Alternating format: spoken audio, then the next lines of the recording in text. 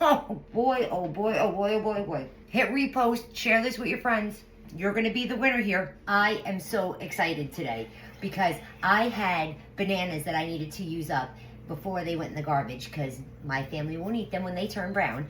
So I was deciding what I should make, and I didn't want to make a banana bread because we always make banana bread. So then it hit me. Today we are making a Copycat Entenmann's banana crunch cake. Let's get started. In the bowl of my stand mixer, I'm going to start by creaming together the butter and the sugar. So it's just 1 stick of softened butter and 3/4 of a cup of sugar. And then we're just going to cream that together until it's light and fluffy. Okay, after you cream your butter and sugar together and you scrape down the side of the bowl, you're going to add in 1 cup of mashed bananas. For me, that was about 3 large bananas. And then you're going to add in your vanilla extract, and you're going to give that a mix. Okay, so now we're going to start adding our eggs in one at a time. We have 2 large eggs. Okay, now we're going to add in our baking soda and baking powder. Give that a quick mix. Okay, so now we're going to slowly add in our flour, 1/3 at a time. Give that a mix.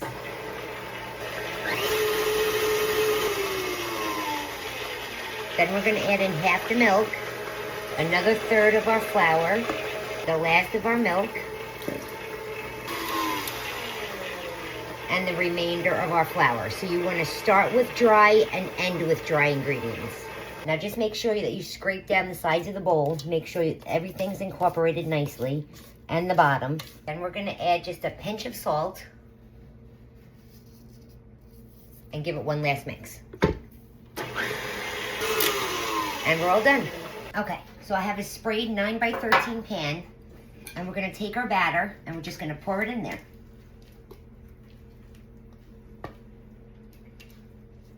Make sure you get all of that yumminess out of your bowl.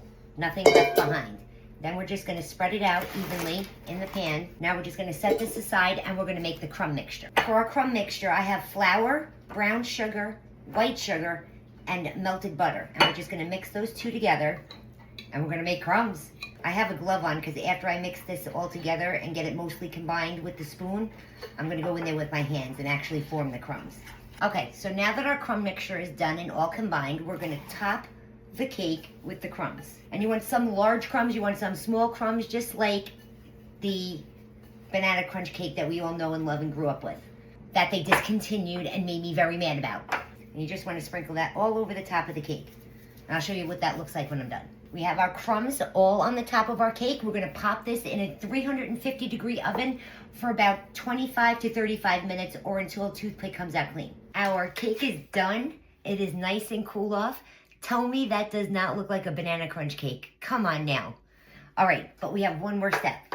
We have to put the signature chocolate swirls on the top of it. So what I'm going to do is I'm going to take a microwave-safe bowl and I'm going to take a half a bag of chocolate chips. And I'm just going to put it in the bowl. And then I'm going to put about a half a tablespoon of any neutral oil you want. I'm using avocado oil. And we're going to microwave it for 30 seconds, stirring and then seeing if it's melted. If not, we'll put it in for another 30 seconds and I'll show you what it looks like when we're done. Okay, so our chocolate is all melted and this is the consistency we're looking for. You want it thick but pourable. So now what I'm going to do is I'm going to put it in a ziplock bag. So just take a zipper bag, flip it about halfway down, inside out, and then you can pull it open and it'll stand up for you without a problem. And then you can pour your chocolate right into it.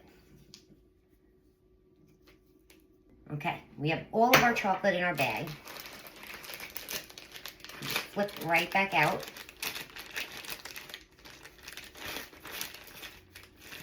Squeeze all the air out of it and then zip her up. You want to push the chocolate into the corner. Then you gather it where the chocolate ends and give it a twist. See there? And now we have a mini tiny baby piping bag.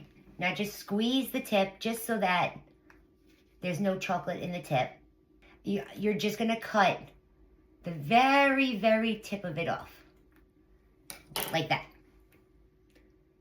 And now we're gonna pipe our little chocolate lines on our cake. And you wanna go in a diagonal. Just like the traditional Entenmann's cake. And then I like to turn it around and do the other side.